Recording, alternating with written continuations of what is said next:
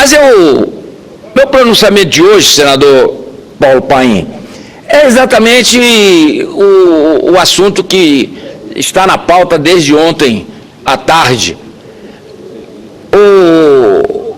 A agência de classificação de risco, Standard & Poor's, rebaixou, lamentavelmente, apesar disso ser uma morte anunciada, porque todos nós, brasileiros, sabíamos que estaria prestes a acontecer, não tão rapidamente, mas que foi, como diz aqui o pronunciamento, muito mais pela falta de entendimento de ação do Executivo e de entendimento do Executivo com o Legislativo. É isso que está deixando os investidores sem preocupados e sem quererem correr o risco de fazer investimento no Brasil. Então, a Standard & Poor's rebaixou a nota do Brasil de BBB- para BB+, fazendo com que o país passasse do grau de países classificados como grau de investimento de qualidade média para um grupo de grau especulativo de qualidade baixa. Na prática, a agência apontou para o mercado que o Brasil não é mais um bom destino para investimentos financeiros. De acordo com a agência, a perda do grau de investimento é decorrente do cenário político conturbado, com a falta de coordenação e entendimento entre ministros, da falta de habilidade política do Executivo na aprovação de medidas pró-ajuste fiscal junto ao Legislativo, da revisão da meta fiscal para 2016, que poderia levar a sucessivos déficits nos próximos anos, e do rápido crescimento observado na dívida bruta do setor público. Logo após o anúncio da Standard & Poor's, o ministro da Fazenda, Joaquim Levy, concedeu entrevista a um noticiário da maior rede de televisão do país, em uma tentativa de acalmar os ânimos do mercado.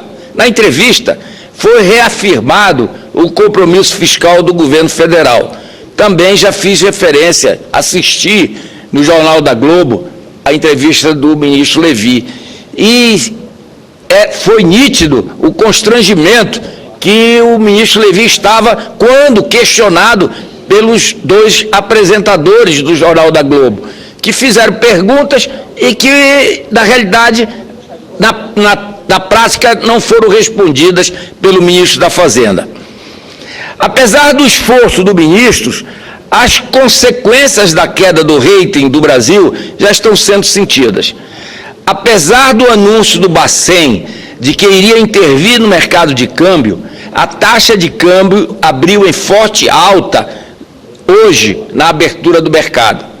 Já está em 3,90 e, lamentavelmente, se aproximando dos R$4 para a próxima semana, o que os analistas comentam.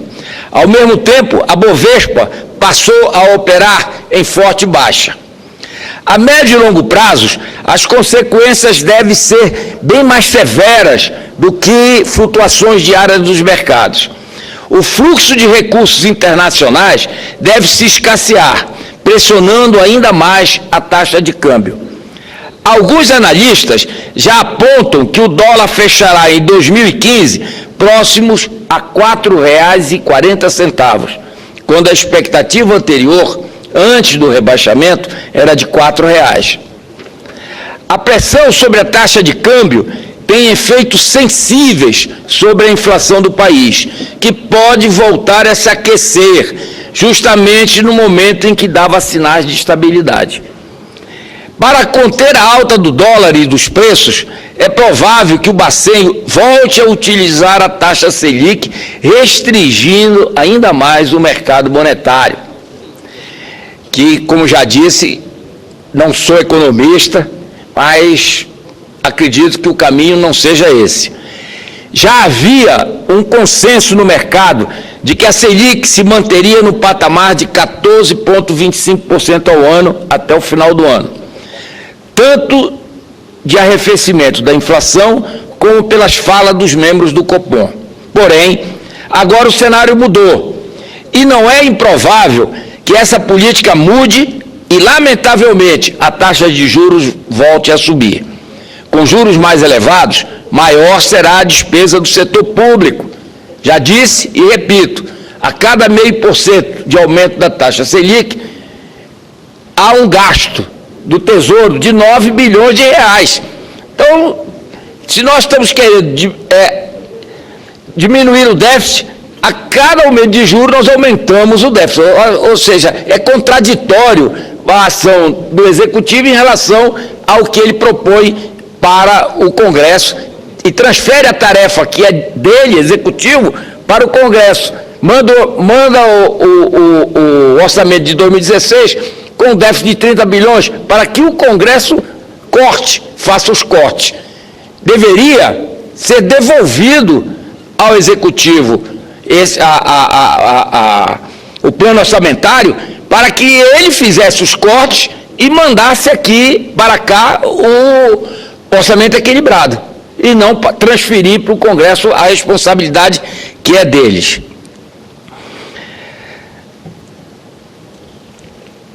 Como dizia, com juros mais elevados, maior será a despesa do setor público com o pagamento de juros e maior será o esforço fiscal necessário. Além disso, há ainda a classificação de risco das outras duas grandes agências. São 3 agências de classificação de risco.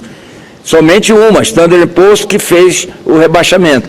Mas, em seguida, a Moody's e a Fitch darão também o seu parecer a respeito da nota do Brasil. Deus queira que não haja também por parte dessas duas agências de risco a redução do grau de investimento, a perda do grau de investimento do Brasil. Porque aí o senador Lindenberg acabou de desacreditar a Standard & Poor's. Aí vai ter que desacreditar as 3 agências e o mercado, lamentavelmente, seguia pelas agências de rating. Senador Flecha. Pois não? Por rápido à parte. Com muita alegria. Foi justamente a agência Standard & Poor's a primeira agência de classificação que deu o grau de investimento ao Brasil em 2008. Eu vou me referir aqui. É isso aí. E festejado pelo presidente Lula. Claro. Festejado pelo presidente Lula. Nessas duas agências, o Brasil ainda possui aspas, selo de bom pagador, fecho aspas. Porém, o rebaixamento da nota pela Standard & Poor's pode facilitar ou induzir o rebaixamento pelas outras agências, o que aumentaria ainda mais a desconfiança do mercado e a necessidade de aumentarmos o prêmio pelo risco. Em resumo, se o cenário para os policymakers brasileiros já está difícil, agora ficou ainda pior com a perda do grau de investimento. O esforço para recolocar o país nos trilhos do crescimento, com sustentabilidade das contas públicas e controle da inflação, parece significativamente maior do que antes. A dificuldade de diálogo e a falta de consenso dentro do governo deve ser contornada rapidamente pelo bem do país. Em outras palavras, a presidente tem que governar. Ela está terceirizando o seu governo. E aí, uma nação sem comando vai para, lamentavelmente, situação em que o Brasil está caminhando. Entretanto, a questão é mais complexa do que parece. O mercado financeiro não enxerga desta forma. E os investidores, como disse, seguem claramente a orientação destas agências. Como disse o ex-presidente Lula, senador Lazier, há 7 anos atrás, quando o Brasil ganhou o grau de investimento, aspas, palavras do presidente Lula, que para mim é o grande responsável pela situação que se encontra o Brasil hoje. Ele, presidente Lula, aspas, o Brasil foi declarado um país sério, fecha aspas, disse lá naquela altura. E agora, Lula, o que podemos dizer do Brasil? O que é que o presidente vai dizer? Vai usar aquela frase que nunca mais ele usou, até ele está sumido, nunca mais usou, nunca antes na história desse país aconteceu tal coisa. Era dessa forma que ele usava nos seus discursos. É o preço dos governos petistas que os brasileiros vão ter que pagar. E a conta será alta. É uma pena, é lamentável que os brasileiros, todos nós, sejamos os pagadores dos erros cometidos ao longo desses 13 anos de desgoverno do PT.